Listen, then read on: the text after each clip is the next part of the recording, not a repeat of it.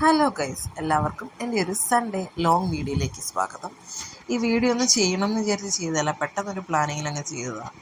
രാവിലെ 5 മണിയായപ്പോൾ എണീറ്റു. എനിക്കിന്ന് കുറേയധികം കാര്യങ്ങളുണ്ട്. അതെന്താണെന്ന് ഞാൻ നിങ്ങളെ കാണിച്ചു തരാം. എൻ്റെത് ഈ പല്ല് കുറച്ച് നാൾ മുന്നേ ഇളകിപ്പോയായിരുന്നു. അത് കുറ്റിപ്പല്ലായിപ്പോയി. അത് ഇളക്കാൻ വേണ്ടി ഹോസ്പിറ്റലിൽ അഡ്മിറ്റ് അപ്പോയിൻമെൻറ്റ് എടുത്തേക്കാണ്. അങ്ങോട്ട് പോകണം. രാവിലെ തന്നെ കണ്ടില്ല, നല്ല അടിപൊളി ക്ലൈമറ്റാണ്, നല്ല വെയിലുണ്ട്, മഴയൊന്നുമില്ല. അവിടെ തുണിയൊക്കെ കഴുകിയിട്ട് അങ്ങനെ നമ്മൾ മേല് കഴുകിയിട്ട് വളരെ പെട്ടെന്ന് തന്നെ ഹോസ്പിറ്റലിലേക്ക് പോകാൻ റെഡി ആവണമെന്ന് വിചാരിച്ചു. എൻ്റെ അപ്പോയിൻമെൻറ്റ് അവർ മോർണിംഗ് 9 മണിക്കാണ് പറഞ്ഞത്. ഞാൻ 8 മണിയായപ്പോഴാണ് ഈ കോലാഹലമൊക്കെ കാണിച്ച് പെട്ടെന്ന് ഒരുങ്ങാൻ തുടങ്ങുന്നത്.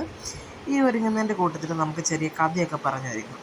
ഞാൻ പറയുന്ന കാര്യങ്ങൾ ചിലർക്ക് ഫീൽ ചെയ്യുമായിരിക്കും, അല്ലെങ്കിൽ ചിലർക്കത് നല്ലൊരു ഇതായിട്ട് തോന്നും. കാരണം പലരുടെ മനസ്സിൽ തോന്നിയ കാര്യങ്ങളാണ് ഞാൻ പറയാൻ പോകുന്നത്. നമ്മൾ ഈ ഡാർക്ക് ടോൺ അല്ലെങ്കിൽ ഒരു വീറ്റിഷ് ടോൺ ഉള്ളവരോട് ആൾക്കാർക്ക് പൊതുവേ ഒരു പുച്ഛമായിരിക്കും അല്ലേ. കാരണം നമ്മളത്ര ഫെയർ ഒന്നും അല്ല, ഒരു മീഡിയം ഇൻ ടോൺ അല്ലെങ്കിൽ അണ്ടർ ഇൻ ടോൺ ആയിരിക്കും. മറ്റുള്ളവരെ കൊണ്ട് സൂപ്പർ ഫെയർ ഒന്നുമല്ല. എവിടെയെങ്കിലും നിങ്ങൾ കണ്ടിട്ടുണ്ടോ അഡ്വർടൈസ്മെൻറ്റിൽ? ഇപ്പോൾ ഉണ്ടെന്ന് തോന്നുന്നു, കുറേ ആയിട്ടെന്നാലും കാണത്തില്ല. നമ്മൾ ഈ ഡാർക്ക് ടോണുള്ളവരെ ആരും അഡ്വർടൈസ്മെൻറ്റിൽ അഡ്വർടൈസ് ചെയ്യില്ല. അതുകൂടാണ്ട് ഒന്നിലും ഡാർക്ക് ടോണുള്ളവർ പെർഫെക്റ്റ് അല്ല എന്നുള്ളതാണ്. ഇപ്പോൾ ഒരു വെളുത്ത ആളിനെ വെച്ചിട്ട് ഒരു ഫെയർനെസ് ക്രീമിൻ്റെ പരസ്യത്തിൽ കൊടുത്തിട്ട് ഇത് സൂപ്പർ ഫെയർ എന്നൊക്കെ പറഞ്ഞു കഴിഞ്ഞാൽ അതൊക്കെ ഭയങ്കര അടിപൊളിയായിട്ട് ആൾക്കാർ റേറ്റിംഗ് ചെയ്യും. പക്ഷേ അതേസമയം ഡാർക്ക് ടോണുള്ള ഒരാൾ എന്തെങ്കിലും ചെയ്തു കഴിഞ്ഞാൽ അത് ആൾക്കാർ റേറ്റിംഗ് ചെയ്യുന്നത് വേറൊരു രീതിയിലായിരിക്കും. അയ്യ, അവൾ കറുത്തിട്ടാണ് അങ്ങനെയാണ്. എനിക്ക് കുറേ അനുഭവം ഉണ്ടായിട്ടുണ്ട് കേട്ടോ. ഞാൻ ഈ കളറിലായതുകൊണ്ട് എനിക്ക് നല്ലൊരു എന്ന് വെച്ചാൽ ഞാനങ്ങനെ സൂപ്പർ ഫെയർ ആയിട്ടുള്ള ഒരാളൊന്നുമല്ല, ഞാൻ വീറ്റിഷ് ടോൺ ആയിട്ടുള്ള ഒരാളാണ്. അപ്പം നമ്മൾ പൊതുവേ കേൾക്കുന്ന കുറച്ച് കളിയാക്കലുകളുണ്ട്. അപ്പം നമുക്ക് തന്നെ എന്തെങ്കിലുമൊക്കെ തേച്ച് വെളുക്കണം എന്നുള്ളൊരു ആഗ്രഹം തോന്നും. സത്യം പറഞ്ഞാൽ ഞാൻ പലതും ട്രൈ ചെയ്തിട്ടുണ്ട് മുഖം വെളുക്കാനായിട്ട്. കാരണം ആൾക്കാർ അങ്ങനെയൊക്കെ നമ്മളെ കാണുന്നതുകൊണ്ട് തന്നെ ഇപ്പോഴും പല ഫീൽഡിലുള്ളവരും ബ്ലാക്ക് ആൻഡ് ടോൺ ആയിട്ടാണ് കയറിയിരിക്കുന്നത്. പക്ഷെ അവരാരും ഇപ്പം ബ്ലാക്ക് ആൻഡ് ടോൺ അല്ലെങ്കിൽ വീറ്റിഷ് ടോണോ ഒന്നുമല്ല. അത്യാവശ്യം നല്ല സൂപ്പർ ഫെയർ ആയിട്ടുണ്ട്. ഏത് മേഖലയിൽ പോലെ പല മേഖലകളിലും. ഇപ്പം ഞാൻ എയർപോർട്ട് മാനേജ്മെൻറ്റ് പഠിച്ചൊരു വ്യക്തിയാണ്. ഞാൻ ഫസ്റ്റ് അവിടെ പഠിക്കാൻ പോകുമ്പോഴായാലും അവരായാലും പറയുന്നത് ഈ ടോൺ പറ്റില്ല, കുറച്ചുകൂടെ ഫെയർ ആവണം. നിങ്ങൾക്കിപ്പം എയർലൈൻ അല്ലെങ്കിൽ എയർ ഹോസ്റ്റസ് ആവണമെങ്കിൽ കുറച്ചുകൂടി നല്ല ഫെയർ ആയിരിക്കണം. നിങ്ങൾ കണ്ടിട്ടില്ലല്ലോ, ഒരു എയർ ഹോസ്റ്റസ് പോലും ബ്ലാക്ക് ആൻഡ് ടോൺ ഇല്ല, അല്ലെങ്കിൽ വീറ്റിഷ് ടോണിലില്ല. ഞാൻ പറയുന്നത് കറക്റ്റാണോ നടത്തില്ല, എൻ്റെ ഒരു അറിവ് വെച്ചിട്ടാണ് ഞാൻ പറയുന്നത്. ഞാൻ ഇതുവരെ അങ്ങനെ ആരെയും കണ്ടിട്ടില്ല. അപ്പോൾ പൊതുവേ പരസ്യങ്ങളിലോ അല്ലെങ്കിൽ എന്തെങ്കിലും ഫിലിമിൻ്റെ കാര്യത്തിനോ ഫിലിമൊക്കെ ട്രൈ ചെയ്യുന്ന ഒരുപാട് പേരുണ്ട്. എന്നിരുന്നാലും കറുപ്പ് മറ്റുള്ളവർക്കൊരു പുച്ഛമാണ്. ഇപ്പോൾ എൻ്റെ കൂട്ടത്തിലുള്ളവർ പലരും തന്നെ എൻ്റെ കൂട്ടത്തിലുള്ളവർ തന്നെ എൻ്റെ കളറിനെ പുച്ഛിക്കാറുണ്ട്. അപ്പം പക്ഷേ ഞാനിപ്പോൾ ഒരു കോൺഫിഡൻസ് ആയിട്ടാണ് കൊണ്ട് നടക്കുന്നത്. ആ കളറിൽ എനിക്കിപ്പോൾ എന്ന് വെച്ചാൽ എൻ്റെ മുഖം ഞാൻ തന്നെ ഡെയിലി കണ്ട് എനിക്കിപ്പോൾ അത് ശീലമായി. എൻ്റെ കളറൊക്കെയാണ്. ഞാൻ വെളുക്കാൻ വേണ്ടി ഒരുപാട് ട്രൈ ചെയ്തു, പക്ഷെ ഒന്നും എനിക്ക് ഏറ്റതുമില്ല. ഒരേറെ നടക്കത്തില്ല. നമ്മുടെ ടോണാണ്. ഒരു ഫെയർനെസ് ക്രീമും ഒന്നും നമുക്ക് മുഖത്തുനിന്ന് ഒന്നും ആവുന്നില്ല. വെറുതെ കുറേ പൊട്ടിയിട്ട് അങ്ങോട്ടും ഇങ്ങോട്ടും നടക്കാൻ നല്ലതൊന്നുമില്ല. പണ്ട് മേക്കപ്പ് ചെയ്യാൻ ഭയങ്കര ഇൻട്രസ്റ്റ് ആയിരുന്നു, കാരണം കുറച്ച് കളർ കൊടുത്ത് വെച്ച്. ഇപ്പോൾ ആ ഇൻട്രസ്റ്റും പോയി. അതുകൊണ്ട് അങ്ങനെ നിങ്ങളൊരു വീറ്റിഷ് ടോണാണ് അല്ലെങ്കിൽ ഡാർക്ക് ഇൻ ടോണാണ്, ആ കോൺഫിഡൻസ് ഒരിക്കലും കളയരുത് കേട്ടോ. നമ്മളെക്കൊണ്ട് പറ്റുന്ന രീതിയിൽ എങ്ങനെയാണോ നമ്മൾ വൃത്തിയായിട്ട് നടക്കുക.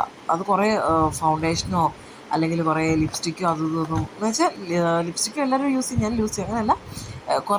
കുറേ മേക്കപ്പ് ഇട്ടിട്ട് നമ്മൾ വെളുത്തിരിക്കുക, അങ്ങനെ ഒരു കോൺഫിഡൻസ് അല്ല നമുക്ക് വേണം. നമ്മുടെ കളറിൽ തന്നെ നമുക്ക് പുറത്തു വരുന്നൊരു കോൺഫിഡൻസ് നമുക്ക് വേണം. ഇത് ഞാൻ കുറേ നാളെ പറയണമെന്ന് വിചാരിക്കുന്നു.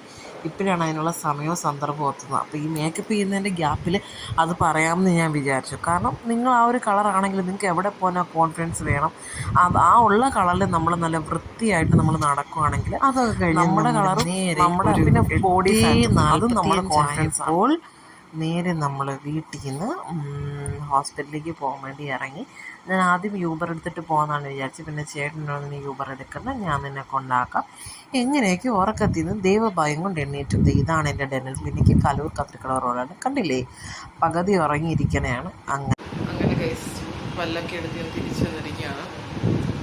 നീരുണ്ട് കേട്ടോ, അത്യാവശ്യം നീരുണ്ട്. പിന്നെ ഇപ്പോഴും ചെറുതായിട്ട് എവിടെയെങ്കിലും മരവിച്ചിരിക്കുകയാണ്. ഞാൻ സംസാരിക്കുന്ന ചുണ്ട് ചെറുതായിട്ട് കൂടി പോകുന്നുണ്ട്.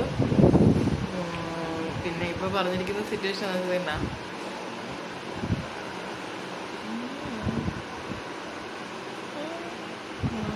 എനിക്ക് എത്രത്തോളം കാണാൻ പറ്റുമെന്ന് എനിക്കറിയത്തില്ല. പിന്നെ ചേട്ടനെ കൊണ്ട് ക്യാമറ ബാക്കിലിട്ടിട്ട് കാണിച്ചു തരാം.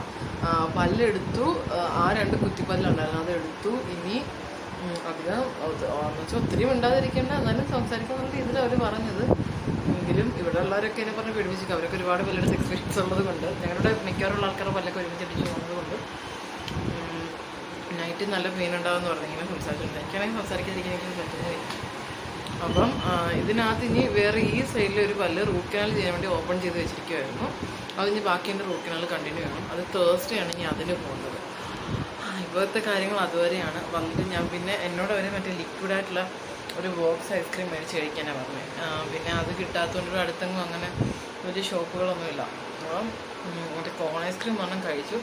ഇപ്പോഴാണെങ്കിൽ പതിയെ ആ ഒരു ഇത് വിട്ട് വരുന്നുണ്ട്. ആ മരകൂട്ടിന് അത്യാവശ്യം നല്ല പെയിൻ സ്റ്റാർട്ടായിട്ടുണ്ട്, നല്ല നീരുമുണ്ട്. ഫുഡൊന്നും ഇതുവരെ ഞാൻ കഴിച്ചിട്ടില്ല. ചൂടുള്ള ആഹാരങ്ങളൊന്നും കഴിക്കരുത്. മാക്സിമം നല്ല തണുത്ത ആഹാരം വേണം കഴിക്കാൻ. ഒരുപാട് എരിവെത്തുക ഒന്നും കഴിക്കുന്നുണ്ട്. എൻ്റെ ഒരു അവസ്ഥ എന്ന് ആലോചിച്ചെങ്കിൽ ഞാൻ രാവിലെ വെളുപ്പിന് എണീറ്റ് ഹോസ്പിറ്റലിൽ പോകുന്നതിന് മുന്നേ നല്ല മുളകിട്ട മീൻകറിയും, ഇന്ന് സൺഡേ അല്ലേ, ഞാൻ ഡയറ്റിങ്ങിലാണ്. എൻ്റെ വീഡിയോ എൻ്റെ സബ്സ്ക്രൈബേഴ്സിനറിയാം, എന്നെ ഫോളോ ചെയ്യുന്ന ആൾക്കാർക്ക് ഞാൻ അത്യാവശ്യം നല്ല ഡയറ്റിങ് സ്റ്റേജിലാണ്. സൺഡേസിൽ മാത്രമേ ഫുഡ് എന്തെങ്കിലും കഴിക്കുകയുള്ളൂ. അപ്പോൾ ഇന്ന് നല്ല മീൻകറിയൊക്കെ കൂട്ടി ചോറുണ്ടെന്ന് ആകെ അവസ്ഥയിലിരിക്കണതാണ്.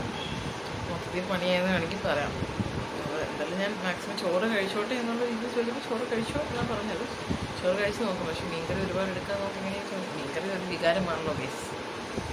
അപ്പോൾ കുറച്ച് നേരം ഇങ്ങനെ കിടക്കാമെന്ന് ആലോചിക്കുന്നു. കാരണം പെയിൻ ചെറുതായിട്ട് ഇങ്ങനെ സ്റ്റാർട്ട് വരുമ്പോൾ എനിക്ക് കിടക്കണം എന്നൊരു ടെൻഡൻസി ഉണ്ട്. കുറച്ച് നേരം ഇങ്ങനെ കിടന്ന് കഴിഞ്ഞിട്ട് ഫുഡൊക്കെ കഴിക്കാൻ നേരം കാണാം കേട്ടോ.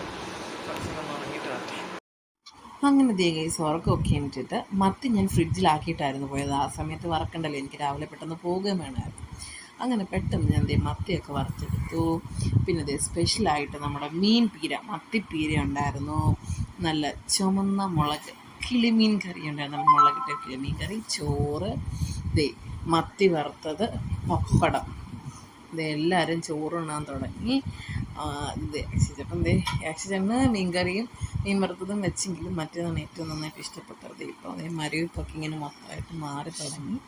അതിനുശേഷം ബോബുക്കുട്ടിയായിട്ട് കുറച്ച് നേരം സ്പെൻഡ് ചെയ്ത് വിട്ടു. അവൻ വന്നപ്പം മുതൽ ആകെ ഒരു ശോകത്തിലിരിക്കുന്നതാണ്. ഞാൻ 2 ദിവസമായിട്ട് ഇങ്ങനെ വയ്യാത്തതുകൊണ്ട് അവനെ എടുത്ത് ഇങ്ങനെ കളിപ്പിക്കുകയോ അല്ലെങ്കിൽ അവനോടിങ്ങനെ കൂട്ടായിട്ട് നിൽക്കുകയൊന്നും ചെയ്യുന്നില്ല. അപ്പോൾ അവനാകെ ശോകമായിരുന്നു. അപ്പോഴത്തേക്ക് കുറച്ച് നേരം അവൻ്റെ കൂടെ ഇങ്ങനെ സ്പെൻഡ് ചെയ്യാമെന്ന് വിചാരിച്ചു.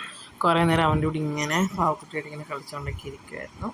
അതിനുശേഷം വൈകിട്ടായപ്പോൾ നമ്മുടെ അമ്പാൻ, അതായത് നമ്മുടെ ഇതിൻ്റെ പേരൊക്കെ മാറ്റി ഞങ്ങൾ അമ്പാൻ എന്നൊക്കെ വിളിക്കുന്നത് കേട്ടോ.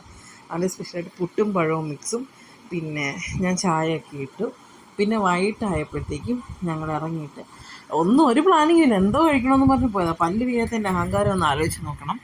വൈകിട്ടായപ്പം AFC തിന്നാനായിട്ട് ആഗ്രഹിച്ചിട്ട് പിന്നെ നേരെ റൂമിൽ വന്നിട്ട് TV ഒക്കെ കണ്ടുകൊണ്ട് ഇങ്ങനെ കിടക്കുമായിരുന്നു. അപ്പോൾ ഗൈസ്, എൻ്റെ നെക്സ്റ്റ് ഒരു വീഡിയോ ലോങ് വീഡിയോ ആയിട്ട് കാണുന്നത് ബൈ. പിന്നെ ഇനി പല്ലിൻ്റെ പ്രൊസീജിയറൊക്കെ ആയിട്ട് ഞാൻ കുറച്ച് തിരക്കിലായിരിക്കും. എങ്കിലും മാക്സിമം നിങ്ങൾക്ക് വേണ്ടി ഞാൻ വീഡിയോ അപ്ലോഡ് ചെയ്യാനായിട്ട് നോക്കും.